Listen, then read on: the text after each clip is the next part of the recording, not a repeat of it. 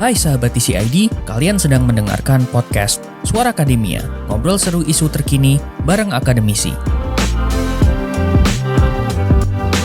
Saya mau gali lebih dalam lagi tentang potret preferensi politiknya anak muda. Misalnya nih Mas, kalau ngomongin kayak politik formal terus dalam pemilu gitu, atau milih partai atau milih figur pemimpin gitu. Kalau misalnya kelompok yang lebih muda gitu, yang mereka cari atau yang mereka perhatikan dari partai atau dari calon tuh sekarang yang seperti apa sih Mas? Jadi begini, tren umum yang berjalan itu kalau misal kita bicara elektabilitas calon presiden misalnya ya, itu lebih ditentukan oleh sesuatu yang sifatnya berkaitan dengan karakter pribadi sang calon pemimpin, bukan terkait dengan background partai politiknya. Itu sudah menjadi tren umum di Indonesia, itu sudah terkonfirmasi di Pilpres 2004, yang mana waktu itu Pak SBY itu maju dari koalisi kecil, berhadapan dengan incumbent waktu itu Bu Megawati, masih menjadi presiden, tapi ternyata yang menang Pak SBY.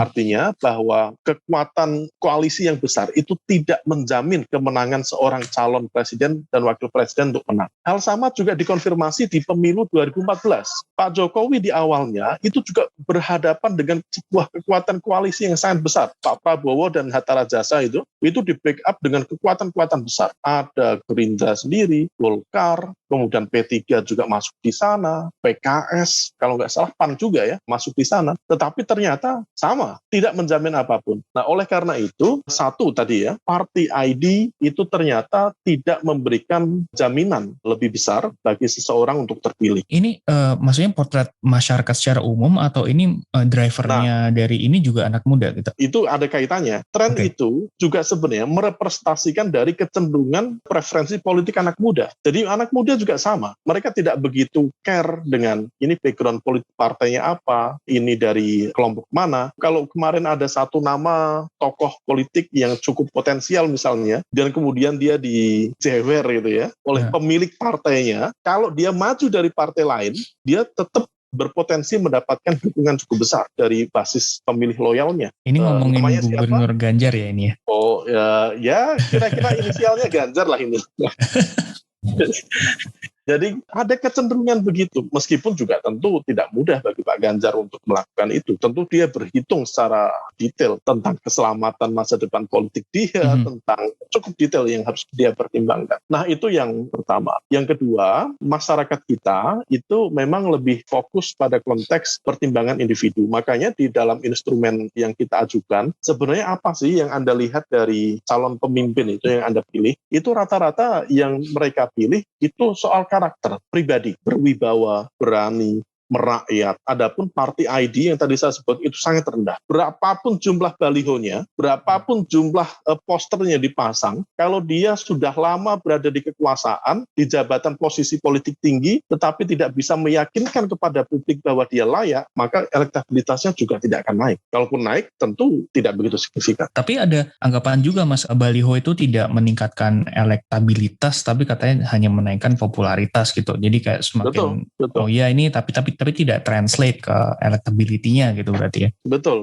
Jadi baliho itu sifatnya media yang memang dianggap relatif lebih mudah untuk dicerna, dilihat, disaksikan oleh masyarakat umum. Tetapi memang yang membuat elektabilitas tinggi itu adalah penerimaan masyarakat terhadap sebuah nama. Kalau ada seseorang misalnya, dia berada di posisi tinggi, di jabatan publik yang elit, itu sebenarnya adalah sebuah cara kampanye yang sangat efektif bagi yang bersangkutan untuk meyakinkan publik bahwa dia adalah tokoh yang layak untuk dipilih. Dia telah berbuat banyak hal. Tetapi kalau ada seseorang yang sudah lama di jabatan tinggi, tetapi elektabilitasnya tetap tidak ngangkat, maka itu adalah sebuah indikator bahwa yang bersangkutan memang belum mampu meyakinkan publik bahwa yang bersangkutan telah berkontribusi, telah melakukan banyak untuk kepentingan publik. Artinya translate-nya itu tidak nyambung. Kalau misal baliho dipasang, ya dia sifatnya hanya pada level popularitas. Meskipun untuk meningkatkan elektabilitas, maka popularitasnya itu harus ditingkatkan dulu. Tetapi ingat, dalam rumus elektabilitas, popularitas yang tinggi tidak tentu berkorelasi dengan elektabilitas yang tinggi. Karena popularitas yang tinggi juga bisa diikuti oleh ketidaksukaan. Jadi likability-nya rendah, popularity tinggi, likability rendah. Akhirnya electability jauh lebih rendah. Ya, kita tidak perlu sebut nama, contoh-contoh itu banyak saya pikir namanya terkenal, luar biasa. Tetapi ternyata terkenalnya itu terkait dengan kontroversi, statement-statement yang membuat kita itu jadi terperangah, sikap politik yang membuat kita itu jadi, kok gitu sih, misalnya gitu. Itu rumusan elektabilitas sebenarnya. Terkait dengan hal itu, anak muda itu lebih sensitif loh melihat sesuatu yang seperti itu. Jadi kalau mudah memaafkan ya gitu maksudnya ketika sudah terlanjur terucap apa yang kontroversial gitu. Wah, itu kalau nggak mudah memaafkan itu memang terkait dengan suasana hati anak muda yang selalu bergejolak gitu.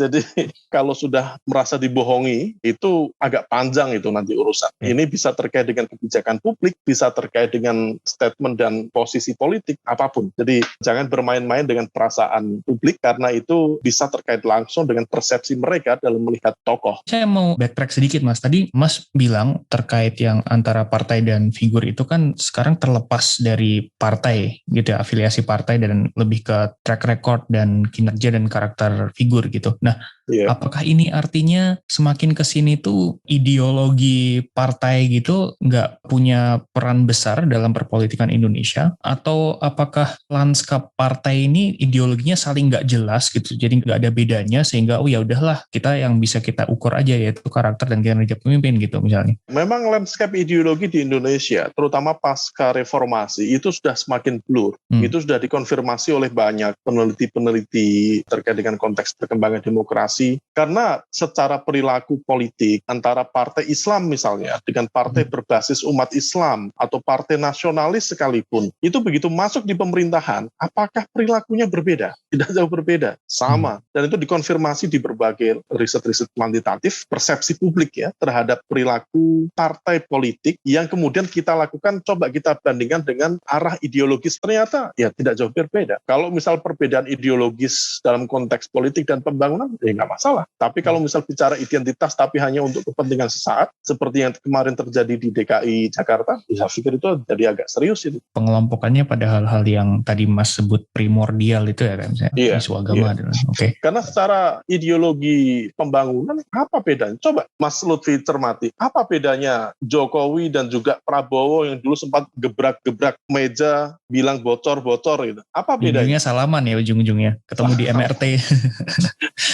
Salaman. Dan oke-oke aja. Sekarang itu duduk dalam satu meja rapat di sidang kabinet, sama aja. Apa yang beda? Jadi karakter politisi kita itu sebelum berada di kekuasaan itu berkarakter ideologi kiri moderat, komplain lah, pro rakyat lah. Tapi begitu kemudian berada di pemerintahan, ya kembali ke konservatif lagi, diem aja. Situasi pandemi seperti ini ya diem saja. Masyarakat nggak mendapatkan bansos, dikorupsi ya diem saja. Mau dimaafin gitu, malah kasihan sama Pak Menterinya. Begitulah kira-kira, bilang saya harus banyak dikritik, nah begitu nanti dikritik nanti malah diserang buzzer. Di tengah tidak adanya ideologi yang jelas itu kan, kok dulu kan berarti penyekatnya ya partai-partai, sementara mungkin generasi yang lebih terdahulu terlihat loyalitasnya misalnya kayak gitu kepada partai-partai tertentu, berarti semakin kesini anak muda semakin nggak peduli dengan loyalitas seperti itu dan melihat apa yang lebih clear cut gitu ya, seperti figur karakter dan kinerja gitu kan berarti Mas. Saya kemarin sempat melakukan cross tabulasi ya di data yang kita peroleh, ada kita kategorikan 4 jenis kategori varian generasi. Satu generasi Z, terutama yang berumur 17 sampai 24 tahun, kemudian generasi milenial yang umur 25 sampai 40 tahun, kemudian generasi X yang umur 41 sampai 56 tahun, dan kemudian generasi baby boomers itu yang lebih tua dari umur 57 tahun. Itu kalau misal kita cek, sebenarnya dia mengalami penyebaran yang cukup merata. Merata dalam konteks partai politik ya, tetapi begitu kemudian masuk dalam preferensi individu, calon pemimpin, nama, memang ada kecenderungan generasi milenial dan juga generasi Z itu memang menghendaki figur yang lebih muda. Artinya apa? Ada pesan regenerasi yang disampaikan oleh kelompok generasi Z dan juga kelompok generasi milenial di dalam konteks kepemimpinan. Situasi itu juga nanti berpotensi untuk men-challenge nama-nama lama yang mungkin masih punya niat untuk maju lagi dalam kontestasi politik di 2024 mendatang. Mereknya apa ya nggak usah disebut merek, tentu banyak merek. Kalian telah mendengarkan podcast Suara Akademia, ngobrol seru isu terkini bareng akademisi.